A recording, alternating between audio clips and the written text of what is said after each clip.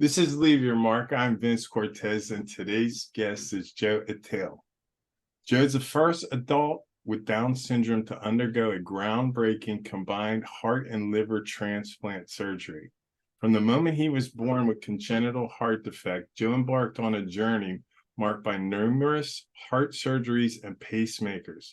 The resilient spirit and unwavering positivity shown through even the most turbulent childhood years spent in hospitals and leaving a profound impact on those fortunate enough to meet Joe.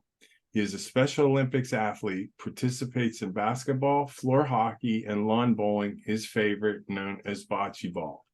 Joe, thank you for being my guest here today.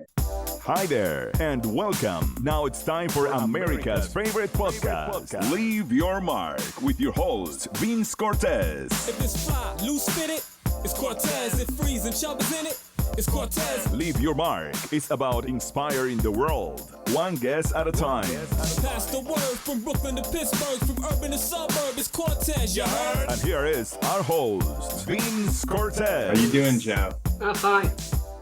You having a good day today? You having a good day today? Yeah. Well, I'm going to want to talk to you a little bit about your Special Olympics participation and a little bit about your childhood, some of the things you enjoyed doing when you were young.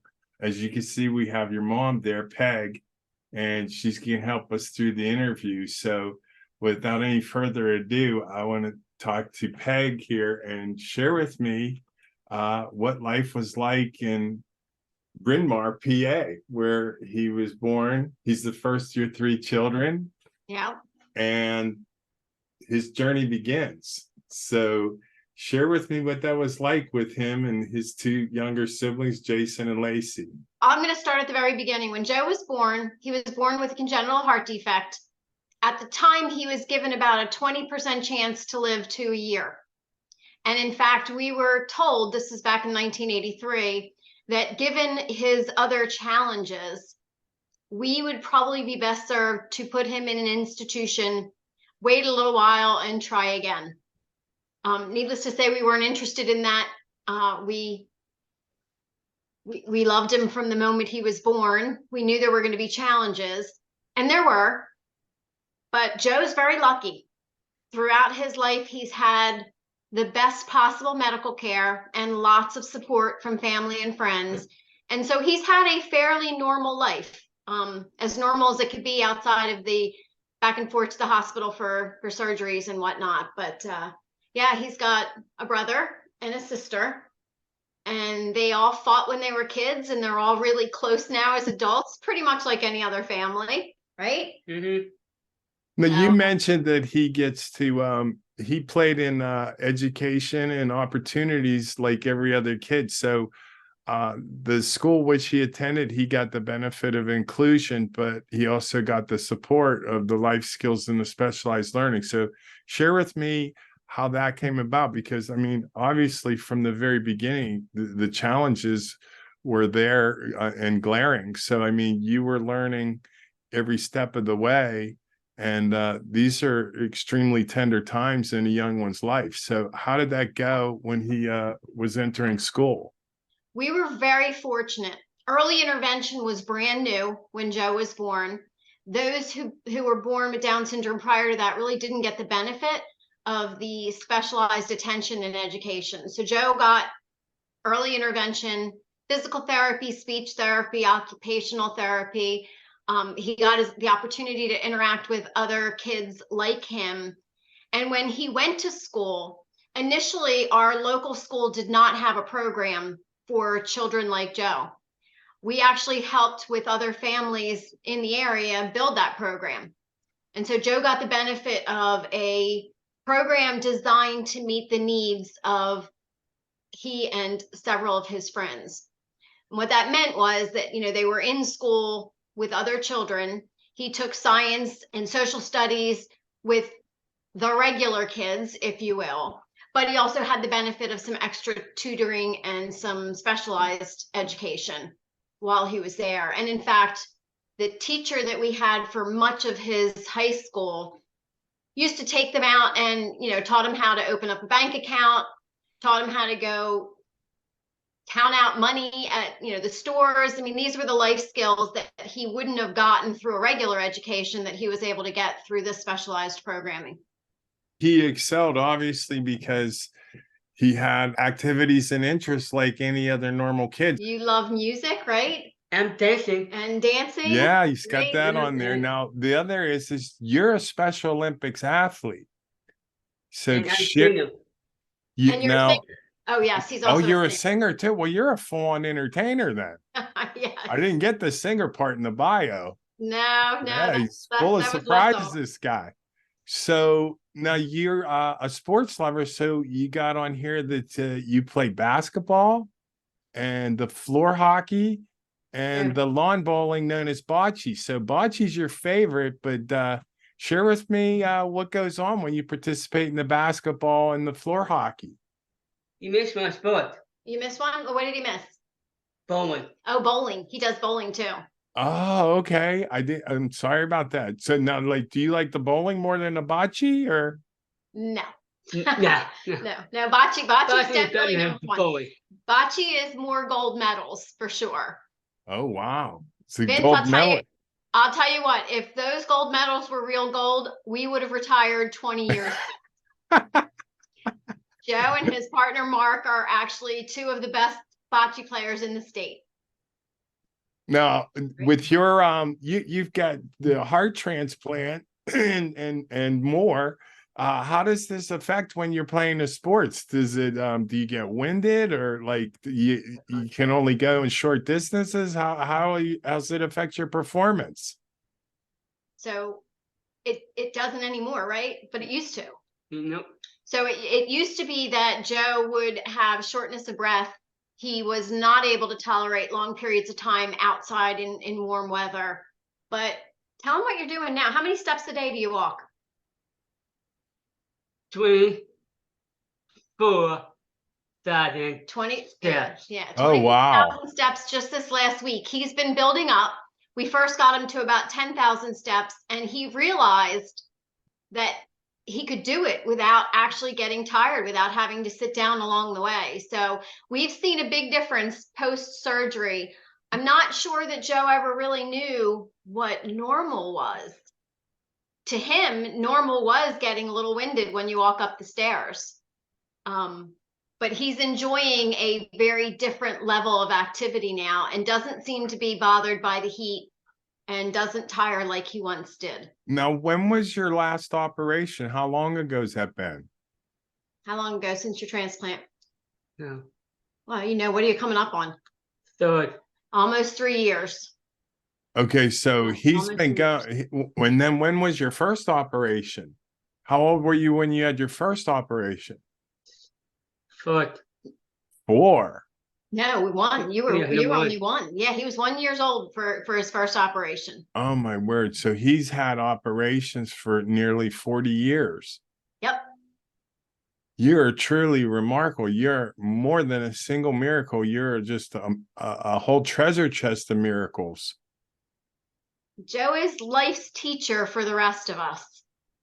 Now, he looks like he's hanging in there pretty good. So what's life like right now? Not having to go to the hospital as frequently, and what are you currently up to? What do you do every day? You go for your walks every day, right? I'm walking hours a day. Every day. And why do you do that? Beat mom in the steps. Oh, yeah. He's trying to beat me in steps, but he's also trying to take care of his new heart, right? Yeah. They told him at the hospital that he was going to have to get exercise every day, and he takes that very seriously. Yes, he should. Now, when you share with me what your mindset is like when you're waiting for a donor. What was that like when you were waiting and wondering if you were going to get a heart? Did you ever worry that you weren't going to get one? Yeah. Yeah, a little bit. But you didn't tell us that, did you? Nope. What did you tell us? You told us, I'm going to live. I'm going to get a new heart. I live in your heart. He was extremely optimistic, even when he was very sick and had no reason to be optimistic. He continued to have this incredible will to live.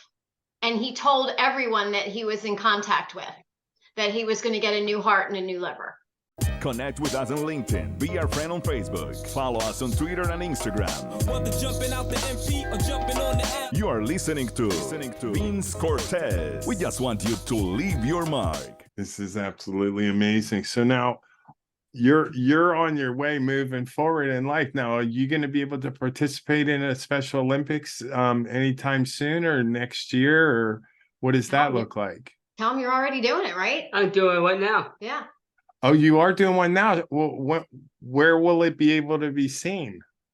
So what did you get just Saturday? Gold medal. You got a gold medal in what? Boxing. That's right. He was in a tournament on Saturday and he got a gold medal in bocce. That's excellent. Now, when you're going through this, Peg, what are the challenges that you face as far as, because he's such a high risk, of finding a hospital that will give him the care that he needs? And what hospital is capable of managing a condition as his? It's a great question. We actually went through the process for an evaluation here in the Philadelphia area.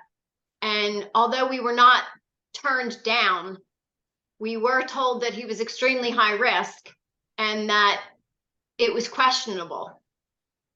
He was failing pretty quickly.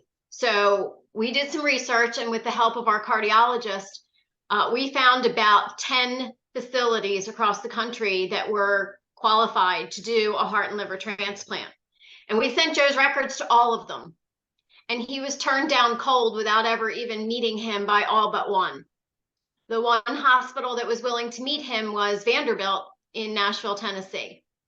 So at the start of COVID, when Joe was not doing well, and there was lots of fear about going out and interacting with the world, we got in a car and drove for 17 hours straight to get to Vanderbilt.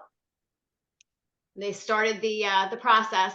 Unfortunately, he was so sick at the time that they told us they could not do the transplant right away. They had him inpatient for about 5 weeks. They got to know him, and they changed his medications, and they gave us some goals. They actually sat down with Joe and told him, at the time he was oxygen dependent, he was very weak. They told him that if he wanted to get a heart and liver, he was going to have to get stronger, and he was going to have to get off oxygen. So we left Vanderbilt, came back to the Philadelphia area, and what did we do? How'd you get better?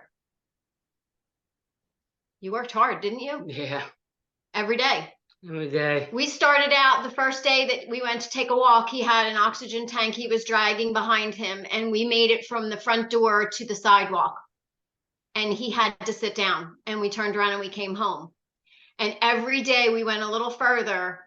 This was in May of 2020. By August, he was walking 10,000 steps a day, and he was not on oxygen anymore. That's fantastic.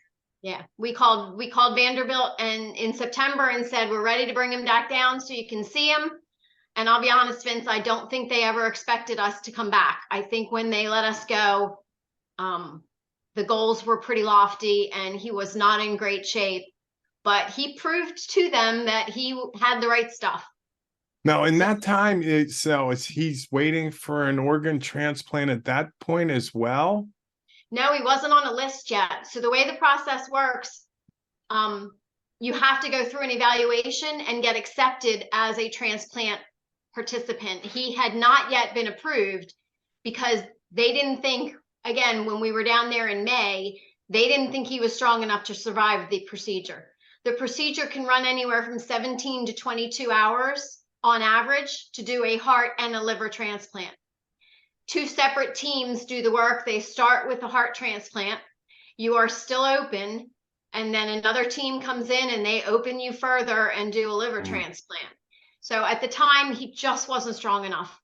That's understandable. He went home with such determination. Every day when it was tough and he was struggling, we had the benefit of an amazing community, Special Olympics being one of them. and some wonderful friends who gave him the encouragement and told him to just keep fighting, to never give up. And he worked through it, and he got strong enough. And so when we showed up in Tennessee, then it was actually the end of September. They needed to go through all the testing again. They needed to put it before a committee. We drove home and we waited for the call. It took about 2 weeks before the committee met. And when they did, they called us. And I will never forget, I was standing outside our kitchen with my husband. The doctor called and said, "We're going to list him." And my knees buckled. It was both relief as well as incredible fear, because we knew what was to come, but we'd worked so hard that I can't even tell you. We were very, very fortunate. They told us that he'd be listed as soon as we got there. So we took about a week and a half, packed up our house, grabbed the belongings we would need. We rented a place down in Nashville and we moved down there. We were in a car within 2 weeks. We drove to Nashville. The Monday we arrived, we actually got there Sunday night, and the Monday we arrived, they listed him, and he was very lucky. Some people wait years to get organs. Joe got a call within 2 weeks. Now, this was after they saw him from all his walking and preparation. Yeah. Let me step back here, because knowing that he needs a transplant and he didn't qualify, the place that your mind can go, and as well as the length of time in a single day, can feel like an eternity. So for him to go, what was that, 4 months or 5 months where he could barely walk out to the sidewalk to 10,000 steps. Share with me what was going on with you, and if you can recall, Joe, share with me as well. I mean, I don't imagine it being any more stressful than that window of time. I mean, at that point, you had gone through so much as well. I mean, at this point, he's a grown adult also. And the level of mental will and strength just is continual, just never stop. That's what kept us going. Honestly, if Joe had not been as determined, and if he didn't have that perseverance and hope, I'm not sure that my husband and I would have had it. He fed us. There were definitely dark days. There were some very difficult times. There was the fear that this one and only hospital was going to say no. And it would have made sense. It's a very subjective process. There are very few organs available. Lots of people who are in need of an organ transplant do not survive long enough to get it. That's just the reality of our healthcare system. So we knew all of this, but we hung on to hope. And we had a very large community of people that lifted us when we had our dark moments. Like I said, Special Olympics, just the community that we were a part of, and Joe's spirit. He just had this incredible can-do spirit throughout it all, even when things were not looking great. Joe, do you remember what it felt like when you were getting yourself strong to go back down to Vanderbilt? Do you remember the tough days? Yeah, no. Yeah, there were some tough days. I remember one day when we were walking, we didn't get very far. We had set a goal to go further than we got, and he sat down and he said, "I'm done." And I said, "You can't be done. We didn't get to where we said we were going to get to today." And he sat there for a few minutes and he wouldn't get up and he wouldn't move. And at that moment, I received a text message from one of my neighbors who got one of Joe's favorite football players in the NFL to send Joe a motivational video. Who was that, Joe? Graham. Brandon Graham of the Philadelphia Eagles sent him a motivational video. They have since become close friends. You call him your brother, don't you? No, I got him. Little brother. Yeah, Brandon Graham, the big guy, 55, is actually Joe's little brother. They have a lovely relationship now, but that video got Joe up off of that sidewalk, and he pushed through the pain and the determination that he got from that. But it, again, throughout the process, it seemed like every time there was a dark moment, somebody came along and ignited that fire inside Joe and got him moving again. Yeah, that's a very exciting story. Do you remember all that? Oh, yeah, and John Cena. And John Cena sent you a video as well. Oh, Great. wow. Cena. Yeah. Oh, my. That's big. You're going to have to get in the ring there with him. Couple of champions. Oh, yeah. Joe would like very much SmackDown. There Yeah, he goes. yeah. He would love to meet John Cena, but again, we were so fortunate to have so many people in Joe's corner and cheering him on. And I'll tell you, that heart and liver transplant was no walk in the park. Joe's recovery was about 8 months in intensive care. Everything that could have gone wrong seemed to have gone wrong. They told us when they sent him home that he'd be on a ventilator the rest of his life. You can see his scar from the trach. He actually had a tracheostomy that kept him alive for a while. And despite being told it couldn't be done, you don't see any equipment around Joe right now. He actually did get off the ventilator and off the oxygen. And just as he had done before the transplant, he just, every day, little by little, he built himself up. Joe, you're a remarkable man. Very strong, very powerful, and charming. We saw that sense of humor rolling out there. Yeah. Well, you feel accomplished too, don't you? Yeah. He's a lover too. All right, that brings me to my question. How would you like to leave your mark? How would you like to be remembered in this world? I would do that. Okay, you want to tell them? How do you want to be remembered? When you're not here anymore, and we're all going to go somewhere else, right? Yeah. We're all going to go to heaven. You're going to go up and join up with some of the family members, right? When you leave, what do you want people to remember you for? My girlfriend. For your girlfriend? Yep. You want your girlfriend to remember you? Yeah. Okay, but what do you want people to remember you for? I don't know. So I'm going to share, Vince, that Joe's made medical history a few times. Oh yeah. He was one of the longest living Fontans. He'd been written up in medical journals a couple of times because he overcame some of those medical challenges. And I think he's certainly helped other people coming along behind him. I don't think a lot of people realize 1 in 100 children are actually born with a congenital heart defect. Oh my. What has been learned through the years will benefit those who come after Joe. But I don't think Joe realizes that throughout all of this, he inspired a lot of people. And we learned, not that we hadn't known it, but we certainly didn't know it to the extent we know it today, that there is such a thing as mind over matter. Anything is possible if you believe it. Joe believed that he could get through all of this, and he did. And I think that has inspired the many followers that we had along this way. And I think that's what he's going to be remembered for. I think, yeah, there's quite a bit there to be remembered by. I mean, when you're born with that disease, what are your life expectancy? I mean, we were told he would not live to his first birthday. Oh my, and here we are 40 years later. Yes. And he's the surgery that he had, they still do this. For those children born with half a heart, there is a procedure. It's actually 3 different operations.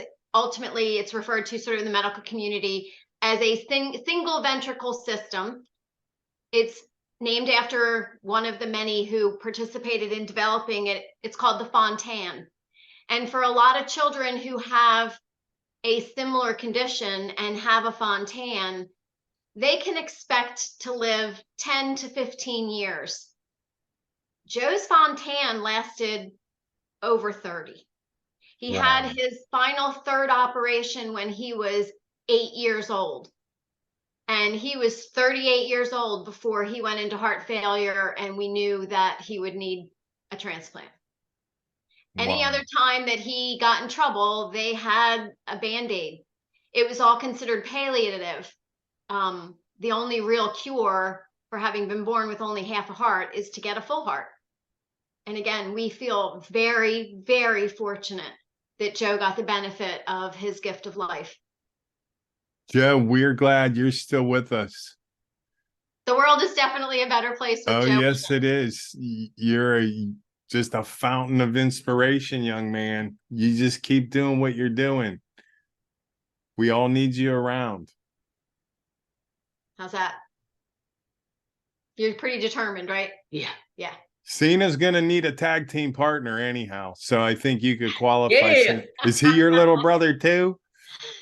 No, Joe hasn't had the benefit of actually meeting Yeah. with John Cena. No. All right. Well, we'll see if we can work on that. Listen, Joe, I understand these Special Olympic events are now on streaming on the internet. So you're going to be Oh. seen by a lot more people than you're used to. And we're going to be watching for you. That's awesome. So, Yeah. I mean, you got enough activities in there. We can't miss you with your lawn bowling and the bocce and the basketball and the floor hockey. There's plenty of events for us to get to watch you. Oh my God. What one's that? Baseball. Yeah, he wants to. So it's so funny. He couldn't play. He couldn't do track and field, and he couldn't do the softball because of the running. And running was too hard. Oh, Now he's able to. So now he's talking about adding new sports. I keep telling him something's got to give because there's only so many hours in the day. oh, wow. But he's up to doing more. I mean, this guy might be a decathlete and we don't know it. Do you know one of the doctors down in Vanderbilt actually told us there's something called the Transplant Games. So, like Special Olympics, they actually have organized games and awarding of medals to people who've had transplants. And he Wow. keeps telling us we have to look into it for Joe because Joe is doing so well right now physically. So No, I think that's probably a good idea. maybe in our future. All right. Well, it's going to be getting cold over there. We're coming into fall season in the northeastern part of the country. So his training methods might change a little. But Joe, I want to thank you and your mom for coming on today on Leave Your Mark and sharing your story with me. What do you say? Thank you. Thank you. Truly an inspiration for all of us. Vince, I wish I had found your podcast sooner. I have now since found it and I've listened to several. There is not enough of this in the world today. I love what you guys are doing. Putting out inspirational stories. The world needs more of that. Thank you so much. I thank you guys for coming by. Yours is one of the best. This is just truly heartwarming. It doesn't get any better than this. Wow, we love being part of this, and we're grateful for the experience and the opportunity. All right, Joe. Till we get another chance to talk to you again, you take care of yourself. All right. Say thank you. Okay. Thank you. Yep. Thank you so much, Vince. Appreciate it. Thanks for listening to Leave Your Mark today. Tune into our next episode of Leave Your Mark with Vince Cortese. Be blessed. You just left your mark. Thanks for listening. Listen to more episodes on demand. Just click Leave Your Mark with Vince Cortese.